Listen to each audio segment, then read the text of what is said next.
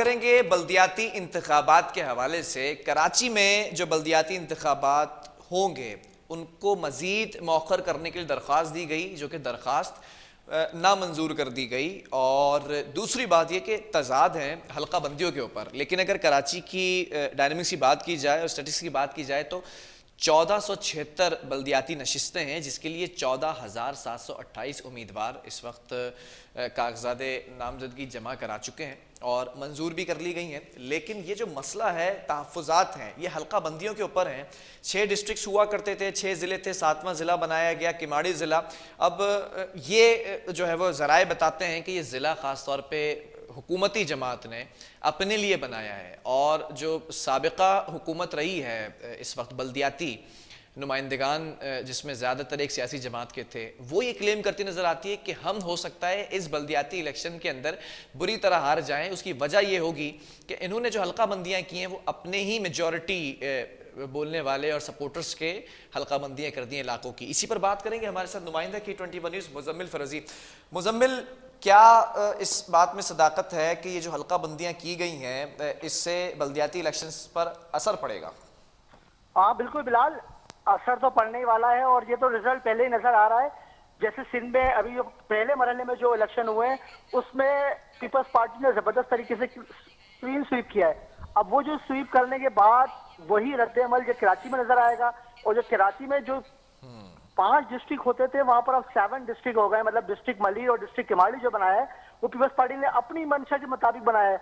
हालांकि होना तो ये चाहिए कि इलेक्शन कमीशन जो है वो हल्का बंदियां करता है, मगर इस दफा जो हल्का बंदियां हुई हैं इसमें सरासर पीपल्स पार्टी ने अपना रोल अदा करते हुए मलिर को किमाड़ी को बिल्कुल अलग कर दिया। जो कि मलिर जो है वो आधा एमक्यूएम का गढ़ समझा जाता था, वो पूरे का पूरा अब जो है वो पीपल्स पार्टी के पास चला गया। अगर इस तरह हम किमाड़ी की बात करें, किमाड़ी में भी यही हुआ है कि किमाड़ी के बहुत सारे हल्के जहां पे नून लीग का भी एक होल्ड था, पीटीआई का भी होल्ड था, मगर उन्होंने उसको कट ऑफ करके बिल्कुल वो अब पीपल्स पार्टी के हक में चला गया। ठीक है। तो अच्छा, एमक्यूएम ये क्लेम करती नजर आ रही है, एमक्यूएम पाकिस्तान ने कहा है कि जहां पर एमक्यूएम का वोटर ज्यादा है उन हल्कों को बड़ा कर दिया गया है और दीगर हल्कों को छोटा किया गया है जहां पर दूसरी सियासी जमातों के वोटर्स हैं। हाँ बिल्कुल, देखें बिलाल, असल जो प्रॉब्लम है ना, देखें डिस्ट्रिक्ट सेंट्रल कराची का सबसे बड़ा जिला है, ठीक है, वो वहां पर सीटें कम है। अगर हम एज कम्पेयर टू अगर हम मलिर और किमाड़ी की बातें करते हैं तो अकॉर्डिंग टू पॉपुलेशन के मुताबिक जो है ना वो जगह वहां पे सीटें कम है। तो यही वजह है कि एमक्यूएम को तहफुजात हैं कि सीट्स जो हैं, अगर जब मेयरशिप की बात आएगी तो जैसे कहा जा रहा है कि अगली बार मेयर पीपल्स पार्टी का होगा, तो जिस तरह हल्का बंदियां की गई हैं तो बिल्कुल वाज़ेह नजर आ रहा है कि कराची में मेयरशिप जो है वो पीपल्स पार्टी को चली जाएगी।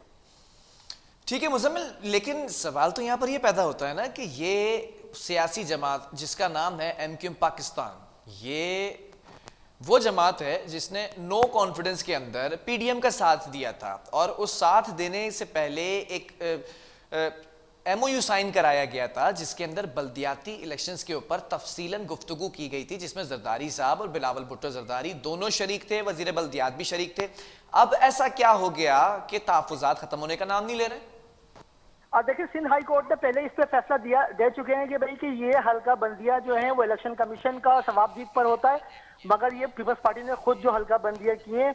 अब जहां तक बात है कि जो इन्होंने एमओयू साइन किया था, एमकेएम के तहफुजात अपनी जगह पर, जितने भी इन्होंने मिनट्स लिखे थे अभी तक उस पर किसी पर भी अमल दरामद नहीं हुआ है। न इनको एडमिनिस्ट्रेटरशिप दी गई है अभी तक, ना कोई वजारत दी गई है। एमकेएम को पीटीआई ने जिस तरह लॉलीपॉप देती रही है, इसी तरह पीपल्स पार्टी ने भी लॉलीपॉप दिया हुआ है, और इसीलिए ये उनके सामने खड़े हो रहे हैं कि मामला जो हैं वो बिगड़ते नजर आ रहे हैं। और जराए हमारे ये कह रहे हैं कि हो सकता है कि अगर बल्दियाती इलेक्शन के बाद पहले ही एमकेएम जो है वो पीपल्स पार्टी से अलग हो जाएगी।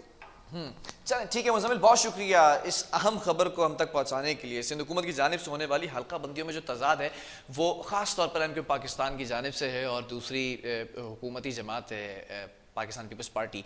लेकिन अब एमक्यूएम के वोटर्स इस वक्त नज़रे जो है वो लगाए बैठे हैं, ख़ासतौर पे एमक्यूएम की तरफ के। जो आपने बातें कही थी कि हम महंगाई की वजह से साबिक़ा हुकूमत को गिराने में साथ देंगे पीडीएम का, तो क्या महंगाई ख़त्म हो गई?